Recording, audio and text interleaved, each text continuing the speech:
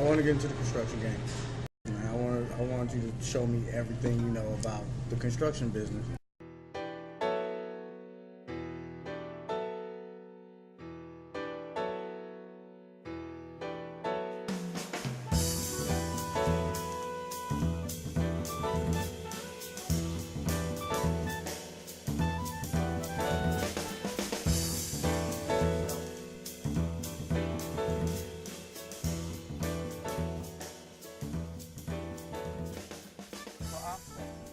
How soon will those be ready? 3 to 5 days. Okay. All right. Let me know before I order them. Okay. I'll call him with the estimate and then get the green light, and I'll call you. All right, bro. Thank you, sir. All right, thank you. Have a good day.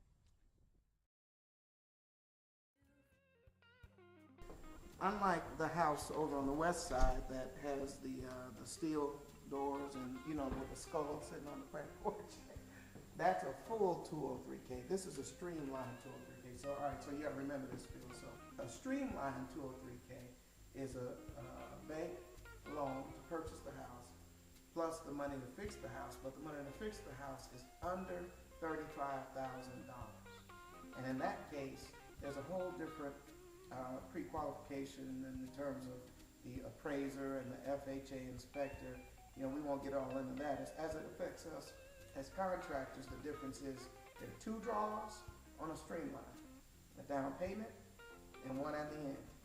And for a full, you've got more like maybe 5 draws to go through the course of the project. So for a streamline, you need a financially sound contractor such as us, Take Note Construction, because we've got to come out of pocket to get this job done. Basically, half the money is not going to finish the job, and they don't even give half. Actually, they give like 35% after closing, several weeks after closing, and we've got to finish the entire job off that. Actually, prefer full because it's a little more consistent draw process, but keep that in mind because you need to know that. We ran power over, put a box right here in the middle of the living room so that we can install this brand new ceiling fan.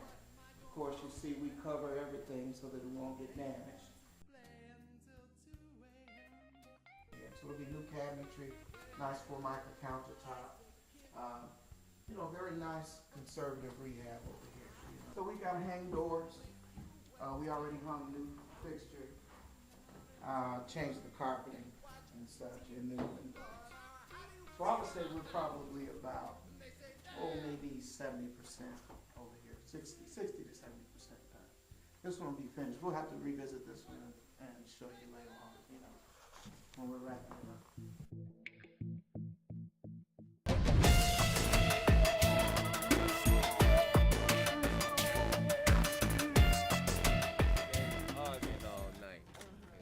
Chasing after each other. And revved it up. Dropped it in gear. Came around that damn corner. Hit the garbage can. Lost control. Man, hit that and hit that. Now you gotta pay for a lot of stuff. We can call this garage where the car came down the alley, hit the neighbor's fence, bounced off the fence and headed this way and took out the corner of the garage. Well, it was a long, hard road, back and forth with the village on permits. Had to draw up some architectural plans, had to demo the slab, move it over 5 feet from the alley to adhere to all of the new codes, had to put gutters and the many upgrades that the village required, but we finally got it done. And here it is, the new garage.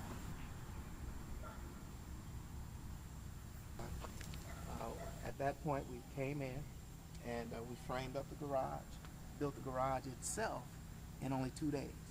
2 days, but it took weeks for the planning and to get everything set with the village and whatnot. Then we had to, do some changes with the fence and some repairs with the fence because it had to move back based on our placement on the garage. Another thing we were required to do is to open up the ground. You can get some footage here of the dirt missing there, or the grass missing there. We had to trench out back to the house and run a new underground feed for the power to feed the garage. That all had to be redone. It came out beautiful. Homeowner is happy. It's just, this whole thing's just been tragic situation in so many ways. You know, you saw the story in episode 2 about the young man and who knocked the garage down and how upset he was. It was such a difficult time getting this thing built back and forth with the village. And now on the final day, the homeowner's father, sudden heart attack, passed away.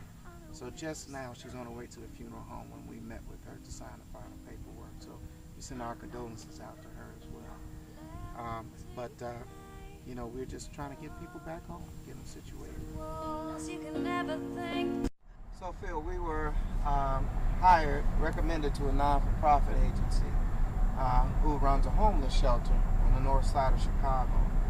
And what they want us to do is to come in and remodel their bathroom and build some office spaces. They have the shelter in a basement of a church, and men come in the evening and they set out beds and they sleep there, and then they'll leave in the morning. Some of them will stick around. They have big TV in there, and they have lunch and dinner and so on. They have a nurse, I believe, on staff, and a mental health physician on staff, and the lady that runs it. So we went in, and that bathroom was horrible, man. I mean, horrible. And you know, smelled like sewage. It was just really bad shape. Plumbing was really bad. So we did a total gut on it. Opened up the floor. There was just raw sewage floating underneath the concrete slab. The sewer line was broken, and things would go in the sewer line, and some things would just go under the slab. It was just in bad shape. But we completely gutted it, redid it, and we're just finishing things up now. So we're going out there, just take a look around, put together a punch list, do a final walkthrough, and wrap it up. And try to finish this job and get it situated where they can start using facilities.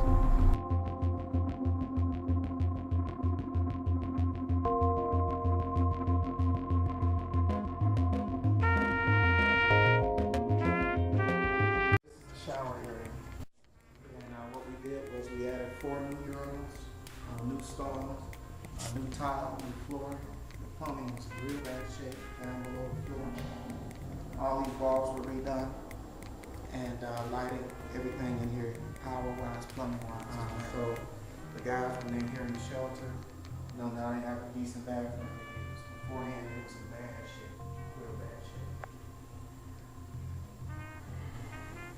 So taking up the construction, we do all kinds of work. We do work for homeowners, but we also do work for charitable organizations such as this housing organization that takes care of homeless folks, takes them in off the streets of Chicago, and gives them a place where they can relax.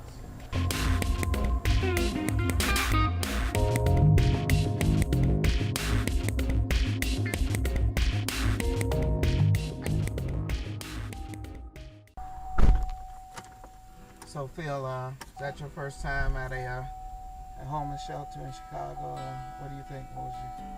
What's your feeling about it? You know, Seeing people in those type of situations reminds me that at any moment you can be really down and out in life, and that life can get really hard and really real if you don't take care of your responsibilities. To see grown people, especially grown men, having to be taken care of, having to, be fed, and not having shelter, not having money on their own, not having any loved ones that they could fall back on, it makes you think about how much you're in control of your life and in control of your destiny, and where you'll end up if you don't do the right things.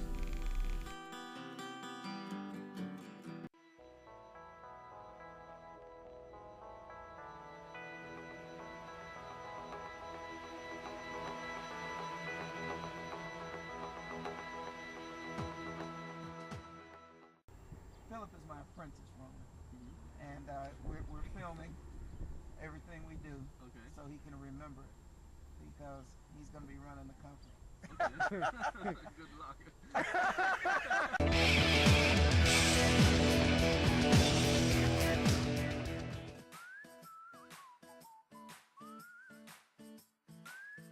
Wouldn't it it be great if we could all rest this easy? Well, when it comes to your insurance needs, you can. State Farm agent Michael Patrick is there to get you the coverage you need and the discounts you deserve. Home, car, life, even financial services. It's just a part of being there. Call or visit Michael Patrick today. Like a good neighbor, State Farm is there.